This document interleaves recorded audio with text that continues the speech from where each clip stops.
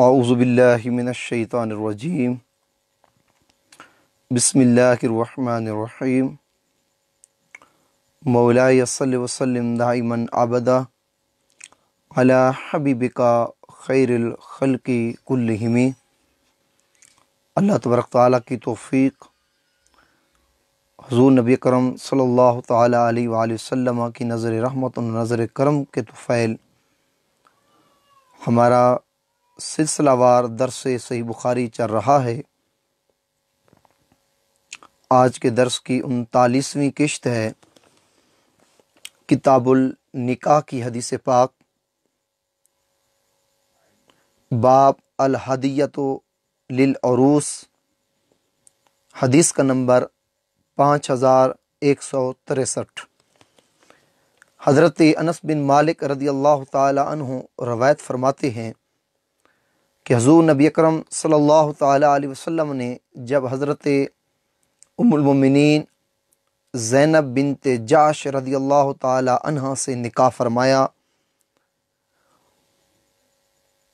اس وقت حضرت انس فرماتے ہیں فقال لی ام سلیم، مجھے ام سلیم نے بلایا اور کہا لو اہدینا لرسول اللہ صلی اللہ علیہ وسلم ہدیۃ، اگر کچھ ہو سکے تو ہم نبی علیہ الصلوۃ والسلام کو تحفے کے طور پر شادی کا ہدیہ بھیجیں۔ تو میں نے کہا ہاں ہونا چاہیے کچھ تحفہ نبی علیہ الصلوۃ والسلام کے لیے شادی کا۔ تو انہوں نے کیا کیا، انہوں نے الا تمر و سمن و آکت، کھجور، گھی اور پنیر لیا، ان کو ہانڈی میں ڈالا اور ان کا حصہ بنائے، قسم کا کھانا بنایا۔ فارسلت بها معي الیہ فانطلقت بها الیہ فقال لي داها ثم امرني فقال ادعو لي رجالا سمهم ودعو لي من لقيت۔ یہ کھانا بنا کر ام سلیم نے، حضرت انس فرماتے ہیں، مجھے بارگاہ رسالت مآب صلی اللہ تعالی وسلم میں بھیج دیا۔ میں یہ کھانا لے کر حضور نبی اکرم صلی اللہ تعالی علیہ وآلہ وسلم کی بارگاہ اقدس میں گیا۔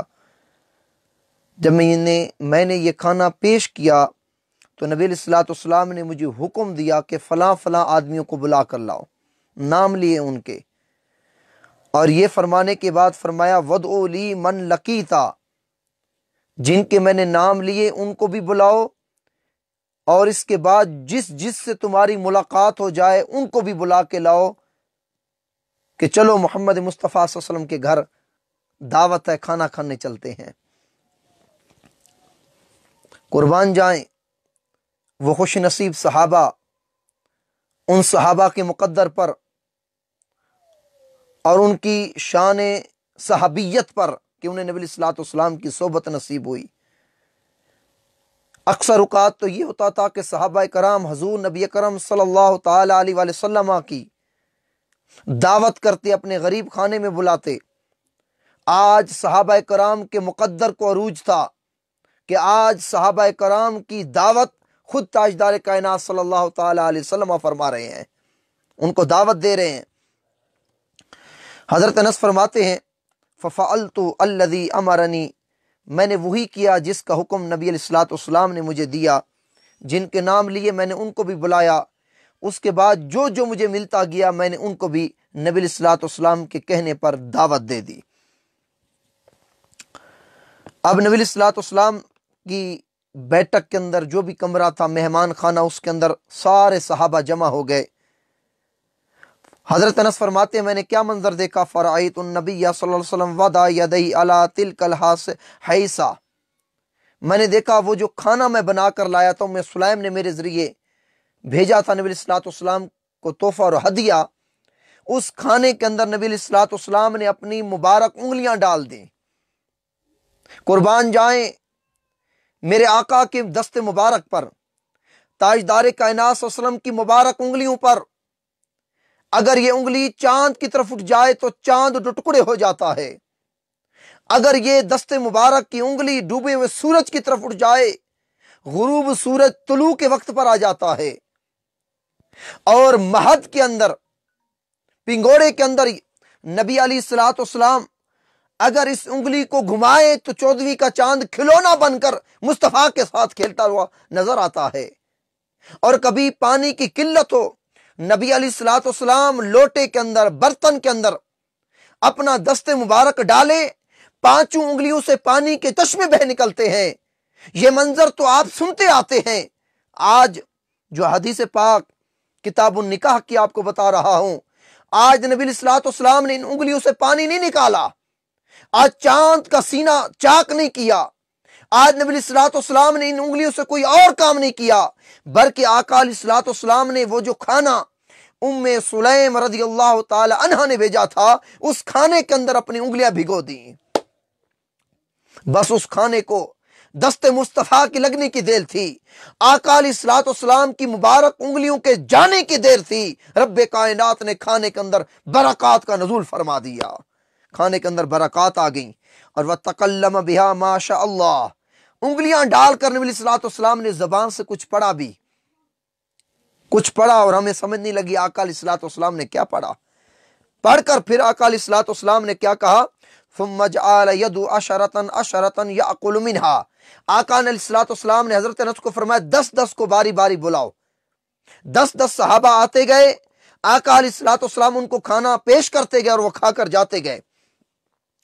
اور آقا علیہ الصلوۃ والسلام نے تاکید کرتے تھے، اذکر اللہ، اذکر اسم اللہ، اللہ کا نام لو، بسم اللہ پڑھ کر اللہ کے ذکر کے ساتھ اس کھانے کو شروع کرو۔ اور آقا علیہ الصلوۃ والسلام نے جب یہ کھانا دے چکے، جمیع صحابہ کھانا کھا کر آقا علیہ الصلوۃ والسلام کی بیٹھک کے اندر جو مہمان خانہ تھا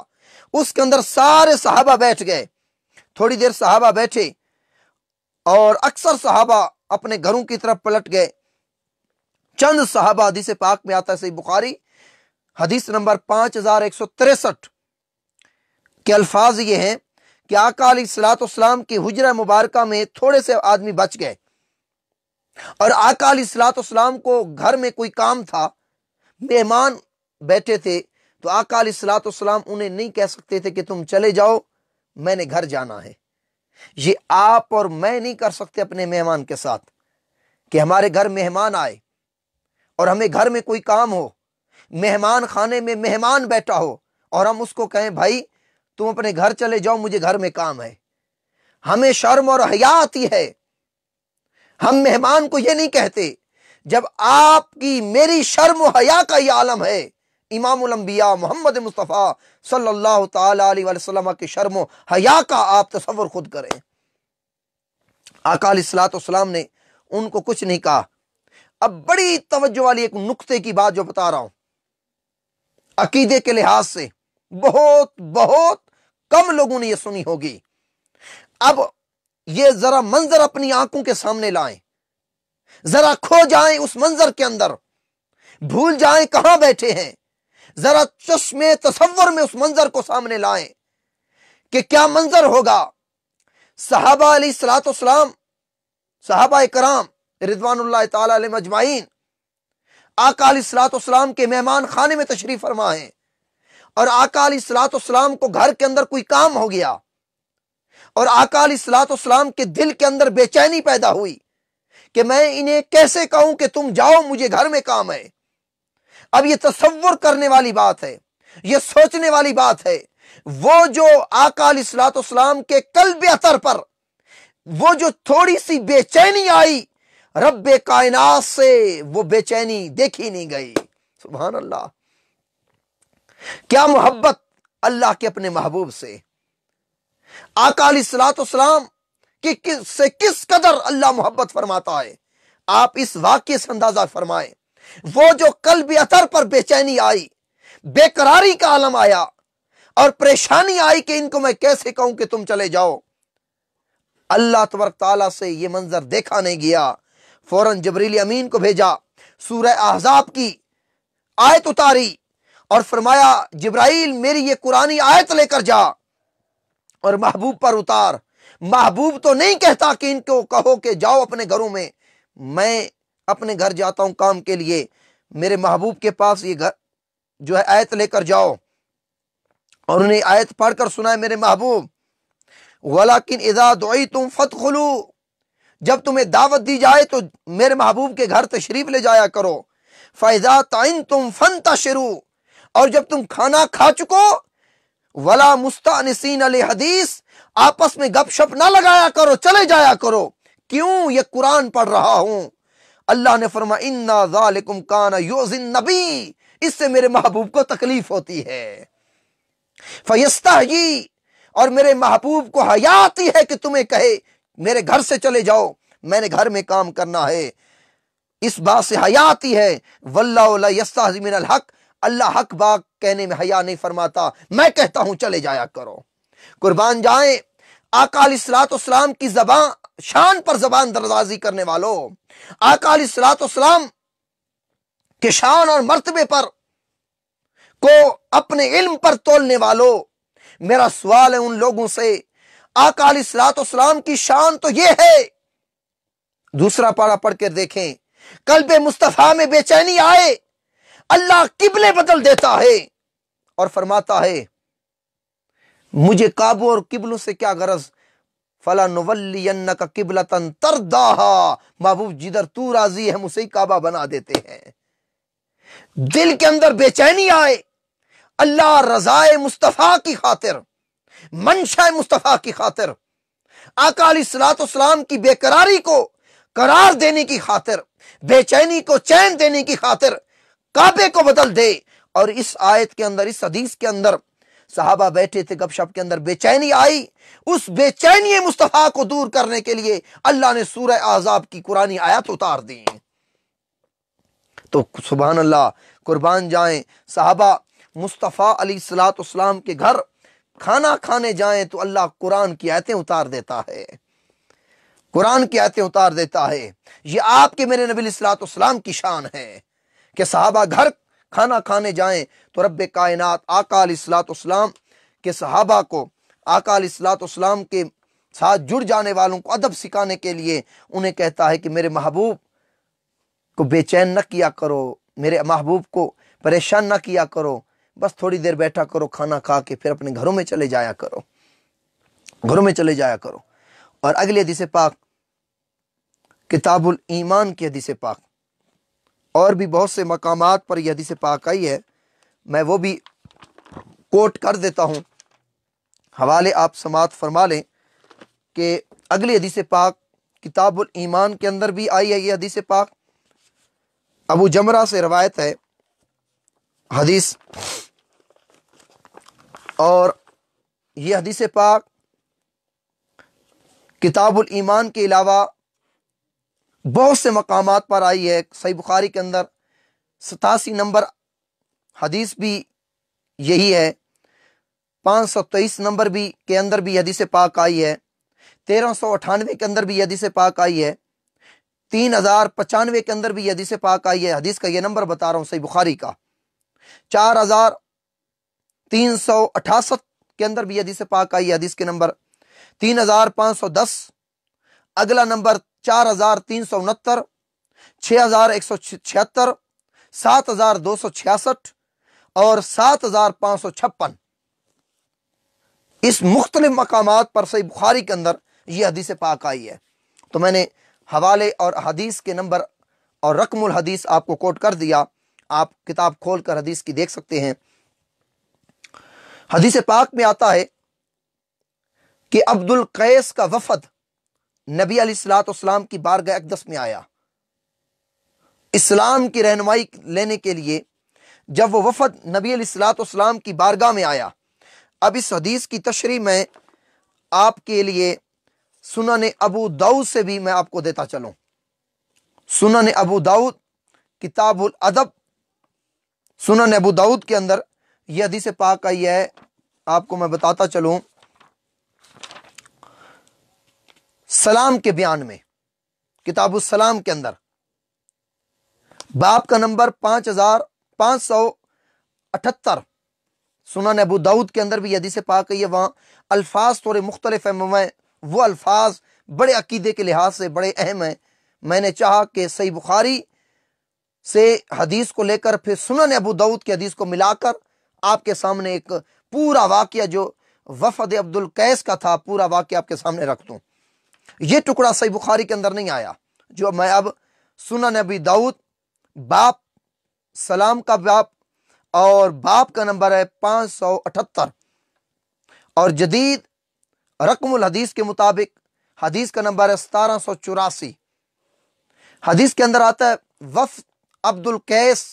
نبی علیہ الصلوۃ والسلام کی بارگاہ میں جب آ رہا تھا، اور یہ بات بھی میں آپ کو بتاتا چلوں، اس سے قبل نبی علیہ الصلوۃ والسلام نے ان کے آنے کی اطلاع صحابہ کو دی۔ یہ علامہ ابن حجر عسقلانی نے یہ بات لکھی فتح الباری کے اندر اس حدیث کی شرح کرتے ہوئے یہ حدیث لاتے ہیں، وہ وفد ابھی راستے میں تھا، وفد عبد القیس راستے میں تھا۔ علم و کشف مصطفیٰ دیکھیں، آقا علیہ الصلوۃ والسلام کے علم کا کیا عالم ہوگا، آقا علیہ الصلوۃ والسلام کے کشف کا کیا عالم ہوگا، آقا علیہ الصلوۃ والسلام کی نگاہ نبوت کے دیکھنے کا کیا عالم ہوگا۔ ابھی تک وہ قافلہ عبد القیس کا وفد جو رسول اللہ صلی اللہ علیہ وسلم کی بارگاہ میں ملاقات کے لیے آ رہا ہے، ابھی تک وہ راستے میں تھا۔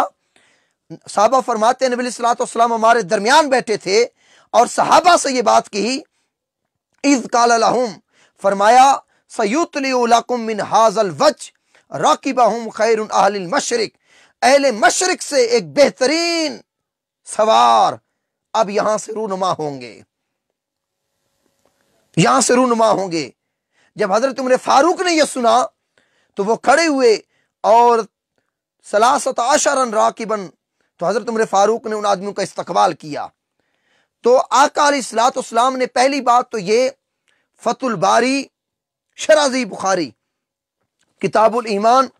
حدیث کا نمبر 53، اس حدیث کے تحت علامہ ابن حجر عسقلانی یہ حدیث بھی لائے ہیں کہ ان کے آنے کی اطلاع پہلے ہی سے آقا علیہ الصلوۃ والسلام نے صحابہ کو دے دی کہ یہاں سے جو ہے اہل مشرق سے بہترین سوار تمہارے اوپر رونما ہوں گے۔ ان کے آنے کی پہلے سے ہی آقا علیہ الصلوۃ والسلام نے صحابہ کو خبر دے دی تھی۔ اور سنن ابو داؤد کے اندر یہ الفاظ آئے ہیں، جب وہ آئے غسل کیا، کپڑے پہنے وفد عبد القیس نے، اور آتے ہی جب ولما قدمنا المدینہ وجعلنا، اور جیسے ہی وہ مدینہ کے اندر آئے فتقبلوا یدا رسول اللہ ورجلہ، وفد عبد القیس کے سارے آدمی آتے ہی آقا علیہ الصلوۃ والسلام کے قدموں میں گر گئے اور مصطفیٰ کے قدموں کو چومنا شروع کر دیا، اور بعد میں آقا علیہ الصلوۃ والسلام کے ہاتھوں کو بھی چوما۔ اب آقا علیہ الصلوۃ والسلام نے اعتراض نہیں فرمایا۔ اگر کسی بزرگ ہستی، شیخ، استاذ، پیر و مرشد کے پاؤں چومنا شرک ہوتا تو آقا علیہ الصلوۃ والسلام اس شرک کی جڑ کاٹ دیتے۔ سیاستہ کی حدیث پاک سنن ابو داؤد حدیث نمبر 1784 کے اندر یہ حدیث آئی ہے، کتاب السلام کے اندر باب کا نمبر 578۔ میں نے حوالے دے دی، اتنے کھول کے دیکھیں، آسانی کے ساتھ حدیث مل جائے گی۔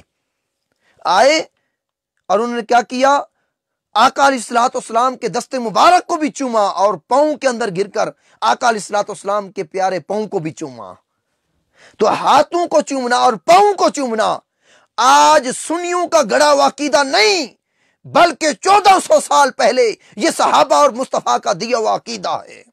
ہمیں فخر ہے، ہم فخر سے یہ باتیں بیان کرتے ہیں کہ رب کائنات نے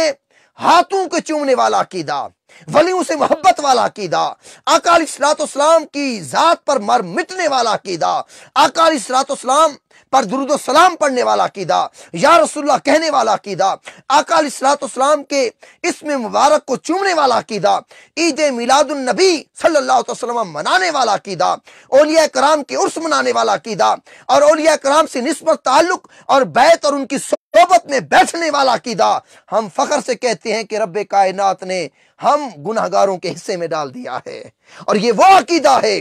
آج 39ویں قسط ہے صحیح بخاری کی، میں اسی عقیدے پر بات کر رہا ہوں۔ یہ وہی عقیدہ ہے جو 1400 سال پہلے جمی صحابہ کا تھا، اور اسی عقیدے کا درس مصطفیٰ نے اپنی امت کو دیا تھا۔ اسی عقیدے کا درس مصطفیٰ علیہ الصلوۃ والسلام نے اپنی امت کو دیا تھا۔ ہمیں فخر ہے کہ ہم انہی کے نقش قدم پر چل رہے ہیں، اولیاء کرام کے ہاتھوں کے بھی چومتے ہیں، ان کے پاؤں کو بھی چومتے ہیں۔ ان کے پاؤں کو بھی چومتے ہیں۔ تو وفد عبد القیس آیا تو نبی علیہ الصلوۃ والسلام نے، یہ کل 45 افراد تھے، اب ذرا تصور کریں 45 افرادوں نے باری باری مصطفیٰ علیہ الصلوۃ والسلام کے ہاتھوں کو بھی چوما۔ آقا علیہ الصلوۃ والسلام منع نہیں فرما رہے، باری باری آقا علیہ الصلوۃ والسلام کے پاؤں کو بھی چوم رہے ہیں، آقا علیہ الصلوۃ والسلام منع نہیں فرما رہے۔ 1 2 3 کا واقعہ نہیں، 45 آدمی تھے،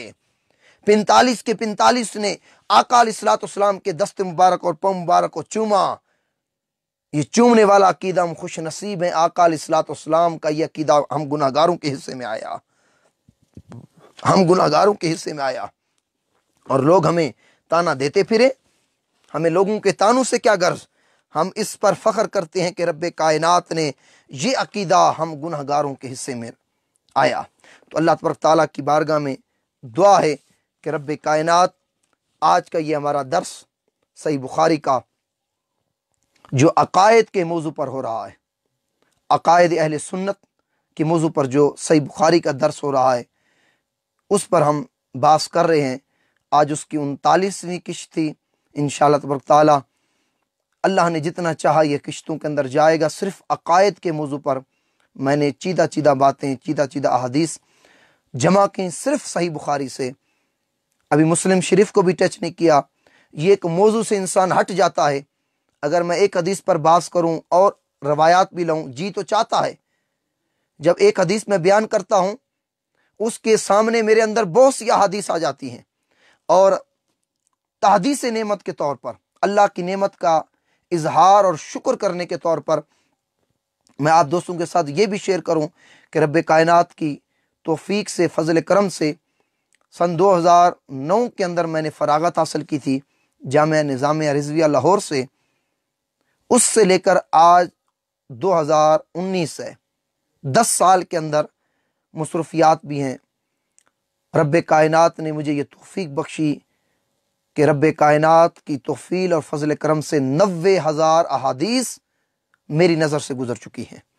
اللہ تبارک تعالیٰ کا لاکھ لاکھ شکر ہے، اس میں میرا کوئی کمال نہیں،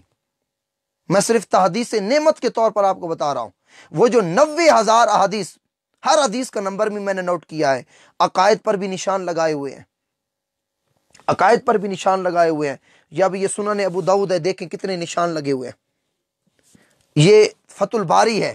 اس طرح نشان لگا کر میں نے وہ احادیث جمع کی ہوئی ہیں۔ جب ایک حدیث بیان کرتا ہوں میرے سامنے سینکڑوں احادیث آ جاتی ہیں اسی موضوع پر، لیکن میں ضبط کر جاتا ہوں کہ کہیں میں اپنے موضوع سے نہ ہٹ جاؤں۔ ہمارا موضوع صرف صحیح بخاری کا ہے۔ انشاءاللہ تعالیٰ نے چاہا تو میں 4 اور احادیث کی کتابیں، سنن نسائی، سنن ابو داؤد، ترمذی، ابن ماجہ، ان کی بھی بالکل تیاری ہو چکی ہے، نشانات لگ چکے ہیں۔ اللہ نے اگر چاہا آپ لوگوں کا ذوق ہوا تو انشاءاللہ تبارک تعالیٰ ان پر بھی عقائد کے موضوع پر صرف نشستیں ہوں گی سلسلہ وار، پھر ایک اور نشست ہم تیسری نشست بھی پھر بھی کریں گے صرف صحیح مسلم کی۔ تو اس طرح سیاستہ پر ہماری 3 نشستیں ہو جائیں گی، ایک سلسلہ وار صحیح بخاری کی چل رہی ہے، دوسری ہماری 4 کتب احادیث صحیح بخاری کیوں کے علاوہ 4 کتب احادیث سیاستہ کی ہوں گی، اور آخر میں ہم کوشش کریں گے، وہ میرے مطالعہ کے اندر بھی ہے، تیسری بار میں اس کا مطالعہ کر رہا ہوں، ایک دورہ صحیح بخاری، دورہ حدیث کے اندر دوران طالب علمی ہم نے مطالعہ کیا تھا صحیح مسلم کا، ایک مرتبہ میں نے درس دیا ایک مسجد کے اندر صحیح مسلم کا، یہ تیسری مرتبہ میں پھر صحیح مسلم کا مطالعہ کر رہا ہوں اور نشانات لگا رہا ہوں، پھر تیسرا ہمارا پھر دورہ ہوگا صحیح مسلم کا۔ میں چاہتا ہوں کہ نوجوان نسل کو یہ سیاستہ کے ذریعے چند ایسی احادیث مل جائیں کہ وہ اپنے عقائد کا دفاع کر سکیں، سیاستہ حدیث صحیحہ سے اپنے عقائد کا دفاع کر سکیں، اور انہیں فخر ہو کہ آج جن عقائد پر ہم چل رہے ہیں، آقا علیہ الصلوۃ والسلام کی محبت والا عقیدہ، صحابہ کرام کی محبت والا عقیدہ، اہل بیت کی محبت والا عقیدہ، وہ دور جہاں اہل بیت کی محبت کو شیعیت کا نام دیا جا رہا ہے، اہل بیت کی محبت اور علی کے نام لینے سے لوگ ڈرتے ہیں کہ لوگ شیعہ نہ کہہ جائیں، لیکن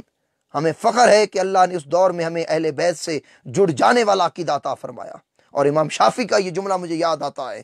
اگر اہل بیت سے محبت کرنے سے کوئی شیعہ بن جاتا ہے، امام شافی نے کہا پھر میں سب سے بڑا شیعہ ہوں۔ اہل بیت کی محبت تو ایمان کا جز ہے، اہل بیت کی محبت کا عقیدہ، اولیاء صالحین کی محبت کا عقیدہ، ہم خوش نصیب ہیں کہ رب کائنات نے ہمیں وہ عقیدہ عطا فرمایا۔ ہمیں علم تو ہے، یہ سچا عقیدہ ہے، لیکن میں نے چاہا کتب احادیث سے میں نے چاہا کہ میں آپ حضرات کو صحیح ایک راہ دکھاؤں اور ایک آقا علیہ الصلوۃ والسلام کا بتایا ہوا طریقہ آپ کو بتاؤں۔ اور یہ ایک بھائی ہمارے عارف بھائی نے کمنٹ میں لکھا، شیعہ کو آپ مسلم سمجھتے ہیں کیا؟ تو دوستو، جو خلفۂ راشدین سیدنا عمر فاروق رضی اللہ تعالیٰ عنہ، سیدنا ابوبکر صدیق رضی اللہ تعالیٰ عنہ، ان کے اوپر تانا زنی نہ کرے، صرف اہل بیت سے اس محبت کرتا ہو اور اس کا نام اس نے اپنے آپ کو شیعت کا دیا ہوا ہے، جیسے اہل سنت کا عقیدہ ہے۔ حضرت علی مرتضیٰ شیر خدا رضی اللہ تعالیٰ عنہ کو جو درجہ ہے وہی درجہ دیا جائے ولایت کے اندر۔ اگر اس سے ہٹ کر من گھڑت روایات بیان کی گئیں تو اس سے ہم ان شیعوں کو جو ہے مسلمان نہیں سمجھتے۔ ہاں، وہ شیعہ حضرات جو اہل سنت کے عقائد کے مطابق اہل بیت سے محبت کرتے ہیں اور صحابہ کرام جمیع صحابہ سے محبت کرتے ہیں، جمیع صحابہ کرام سے محبت کرتے ہیں، ہم ان کو صرف شیعہ ہونے کی وجہ سے ہم ان کو کافر نہیں کہہ سکتے۔ تو انشاءاللہ تعالیٰ یہ طویل گفتگو ہے، لیکن آپ کا کمنٹ ہے، میں نے چاہا کہ آپ کو میں اس پر بھی آگاہی کرتا چلوں۔ تو اللہ تبارک تعالیٰ کی بارگاہ میں دعا ہے کہ رب کائنات ہم سب کا درس صحیح بخاری اپنی بارگاہ میں قبول و منظور فرمائے، اور اس درس کے طفیل آقا علیہ الصلوۃ والسلام کی حدیث جہاں بیان ہوتی ہے، رحمتوں کا نزول ہوتا ہے، آپ حضرات اس میں شامل ہوئے۔ وہ صحیح بخاری جس کو ترتیب امام بخاری نے منبر رسول اور قبر انور کے درمیان دیا، وہ مقدس مقام پر ہم دعا کرتے ہیں کہ رب کائنات اس صحیح بخاری کے ذریعے ماہ رمضان المبارک کی مقدس راتوں کے ذریعے میں دعا کرتا ہوں جو دوست اس میں شامل ہوئے، جس طرح کا تعاون کیا، رب کائنات تمام دوستوں کا تعاون کرنا اپنی بارگاہ میں قبول و منظور فرمائے۔ یقیناً بہت سے علماء کرام،